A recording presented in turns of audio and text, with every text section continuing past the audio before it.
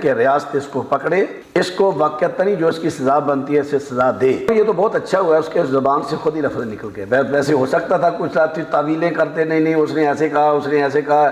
اس کو معاشی موت مارے تاکہ اس کی معیشت، تو یہی ہے نا، ایک چینل ہے، کروڑوں روپیہ کما رہا ہے، کروڑوں روپیہ کما رہا ہے۔ ویلکم ویورز، آج ہمارے ساتھ عالم اسلام کی بہت معروف شخصیت مناظر اسلام مولانا نواز چیمہ صاحب ہمارے سامنے موجود ہیں، آپ کے سامنے، اور آج ہم ان سے بہت زیادہ اہم معاملات پر گفتگو کریں گے، جیسا کہ رجب بٹ کا جو معاملہ جو ہے، جو فیمس فیملی ولاگر ہے، ان کا معاملہ ہے، اس کے علاوہ انجینئر محمد علی مرزا صاحب کا معاملہ ہے، اور اس کے علاوہ دیگر اہم ایشوز پر ہم بات کریں گے۔ السلام علیکم چیمہ صاحب۔ وعلیکم السلام ورحمۃ اللہ۔ جی کیسے ہیں آپ؟ ٹھیک ٹھاک؟ الحمدللہ علی کل حال۔ اچھا، آج کے ٹاپکس میں سب سے پہلے ٹاپک ہم چوز کرتے ہیں رجب بٹ، جو ایک فیملی ولاگر ہے، جس میں فیملی ولاگر مطلب اس میں وہ اپنی بہن، بیٹی، ماں، سب کو، بیوی کو، سب کو ولاگ میں لاتا ہے اور یوٹیوب پہ دنیا کے سامنے دکھاتا ہے، اس میں ان کی جو بھی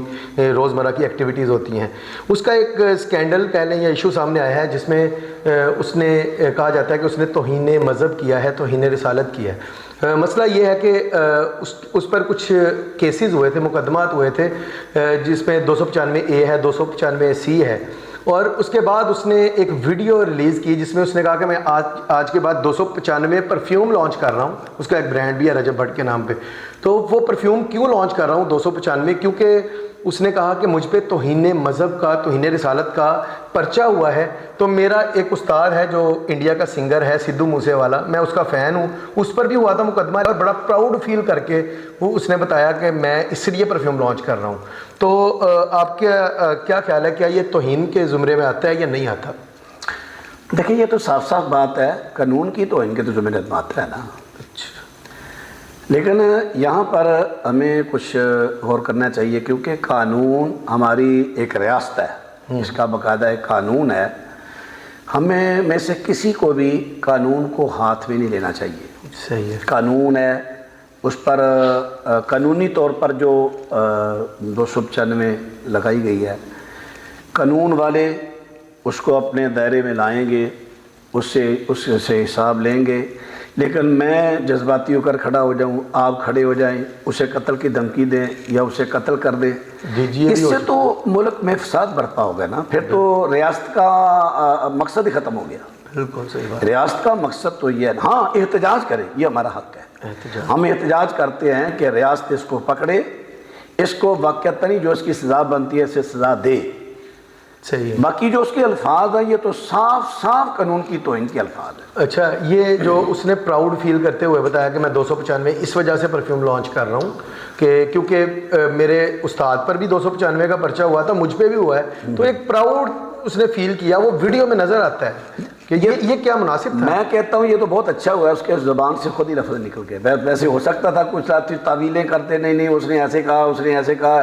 نبی صلی اللہ علیہ وسلم کی تو ان پر یہ کیس دفعہ لگتی ہے، آپ کی دفاع میں اس نے یہ 295 کا نمبر اپنے پرفیوم کو دیا ہے۔ یہ تو بڑا اچھا ہوا کہ اس کے جو دل کی آواز تھی اس سے زبان بالکل، یہ آپ نے بڑی یہ تو سراسر قانون کی توہین کر رہا ہے۔ ہمیں چاہیے ہم احتجاج بھرپور کریں، اور خاص کر جو ہمارے لیے جتنے بھی پاکستان لوگ ہیں جن پہ میں اسلام کی غیرت ہے، ان کو چاہیے کہ اس کے احتجاج کریں، اور اس کے چینل کو بند کرنے کا بھی احتجاج کریں، اور اس کا چینل دیکھنا بند کر دیں۔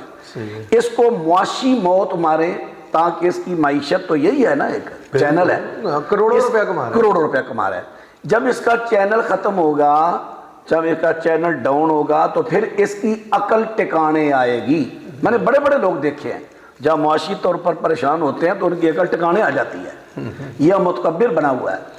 تو ہمیں اس کا یہ چینل جو انتہائی بے حیائی پھیلا رہا ہے، انتہائی۔ جی بالکل، میں یہی بات کرنے لگا تھا کہ اس کا جو ویلاگ ہے، آپ اس میں دیکھیں گے گندی ماؤں بہنوں کی گالیاں ہوگی، بے حیا گٹیا جگتیں ہوں گی، ٹھیک ہے، اس کی بیوی کو سامنے لاتا ہے، اور اس طرح کے معاملات ہیں۔ یہ پہلی کنٹروورسی نہیں، اس سے پہلے بھی یہ اس طرح کے معاملات میں پھنس چکا ہے۔ ایک طرف وہ کہتا ہے کہ میں عاشق اہل بیت ہوں، کہتا ہے میں اہل بیت کا، حضرت حسن حسین کا فین ہوں، میں غلام ہوں، اور ماتم کرتے ہوئے ویڈیو بناتا ہے، اس میں روتا ہے، اور کہتا ہے کہ میں ان کا غلام ہوں، اور دوسری طرف ان کے ہی فیملی کی مائیں بہنیں بیٹیاں ڈانس کرتی ہیں اور اتنا گھٹیا ڈانس کرتی ہیں کہ وہ دیکھ بھی نہیں سکتا ایک۔ رضوان بھائی آپ خود سمجھدار ہیں ماشاءاللہ، آپ کو معلوم ہے اہل بیت تو وہ بڑی عظیم پاک باز ہستیاں تھیں، جی جی وہ تو ان کی اولاد تھیں کہ جنہوں نے جب موسیقی ساز باجے کی آواز سنی تو اپنی کانوں میں انگلیاں رکھ لی، فرمایا عبداللہ میرے ساتھ چلتے ہو، جہاں یہ آواز بند ہوگی نا وہاں مجھے بتانا۔ صحیح، وہ تو ان کے تربیت یافتہ تھے اہل بیت، بالکل۔ وہ تو ان چیزوں کو پسند ہی نہیں کرتے تھے، اور حضرت فاطمہ کا حیا کے بارے میں پوری ہاں، دنیا میں وہی عرض کرتا ہوں نا کہ وہ تو پورے کا پورا خاندان ہی حیا والا تھا، بلکہ لوگوں نے اسے حیا کا سبق لیا۔ اب ایک آدمی ایسا کام کرے جیسا آپ فرما رہے ہیں، کام بھی یہ کرے اور دعویٰ کرے میں اہل بیت کا عاشق ہوں، یہ اہل بیت کا عشق نہیں، یہ تو ان کی توہین ہے۔ بس یہ اہل بیت جس طرح اسلام فروشی کرتے ہیں لوگ، مذہب فروشی کرتے ہیں، یہ ایک وہی میرے خیال سے ذریعہ ہے، وہی مذہب کارڈ استعمال کرنا، یہ اہل بیت کا کارڈ استعمال کر رہا ہے۔ بالکل۔ باقی قرآن پاک سورہ نور پڑھے، وہاں پر اللہ تعالیٰ نے کتنی وعید فرمائی ہے ان لوگوں کی جنہوں جو مسلمانوں میں مومنوں میں بے حیائی کو پھیلائیں۔ اس کا چینل تو بے حیائی پھیلا رہا ہے۔ یہ نہیں ہے صرف مولانا صاحب، اگر ہم بات کریں اور بھی کچھ فیملی چینل ہے، ڈکی بھائی ہے ایک راول پنڈی کا شاید، وہ بھی اپنی بہنوں کو، ماں کو، بیوی کو سامنے لاتا ہے، بڑی گندی باتیں کرتا ہے، اس طرح کی گالیاں وہ بھی بکتا ہے۔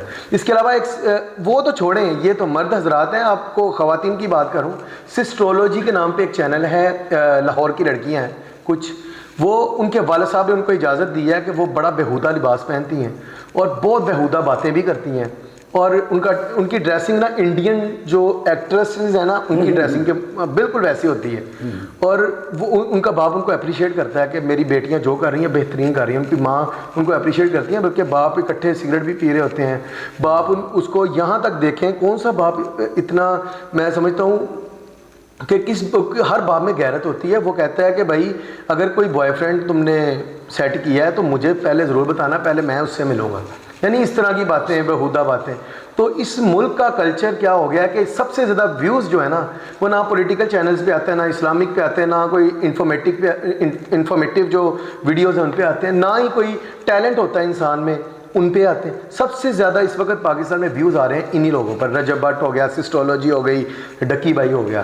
تو یہ اس بارے میں یہ ہمارا معاشرہ کس طرف جا رہا ہے؟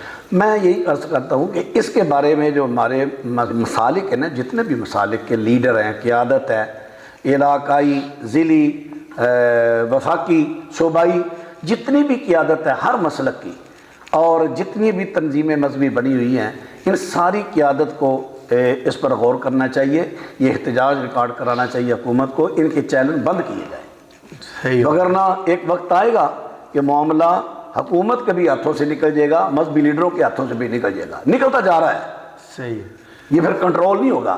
یہ سب کو مل کر کوشش کرنی چاہیے، ایسے جتنے بھی چینل بے یہ پھیلا رہے ہیں نا ان کے بارے احتجاج کریں، وہ بند کرنا ہے۔ ٹھیک ہو گیا۔